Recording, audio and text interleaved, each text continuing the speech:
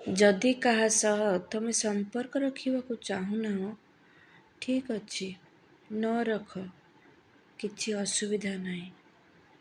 କିନ୍ତୁ ତାକୁ ମିଛରେ ଜୋର ଜବରଦସ୍ତି ବଦନାମ କରି ଅନ୍ୟର ସହାୟତାରେ ସମ୍ପର୍କ ଭାଙ୍ଗ ନାହିଁ। କାହିଁକି ନା ଏହାଦ୍ୱାରା ନା କେବଳ ତୁମେ, ତମ ପିଲାମାନେ ହିଁ ପାପର ଫଳ ଭୋଗିବେ। ମନେ ରଖ, ଭଗବାନ ସବୁ ଦେଖୁଛନ୍ତି ଭଗବାନ। ଯଦି ଆଜି କାହାର ଖରାପ ସମୟ ଅଛି, କାଲି ତାର ଭଲ ସମୟ ଆସିପାରେ। ନିଜର ସ୍ୱାର୍ଥ ପାଇଁ ଅନ୍ୟକୁ ତାର ଅଧିକାରରୁ ବଞ୍ଚିତ କର ନାହିଁ।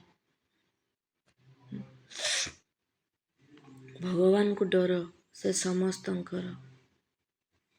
ଚାଲାକି ସବୁବେଳେ କାମ ଦିଏ ନାହିଁ। ଅଦିନିଆ ମେଘ ପରି ମାଡ଼ି ଆସିବ କୋଉଦିନ, ଆଉ ସେତେବେଳେ ତମେ ଚାହିଁଲେ ବି କିଛି କରିପାରିବନି।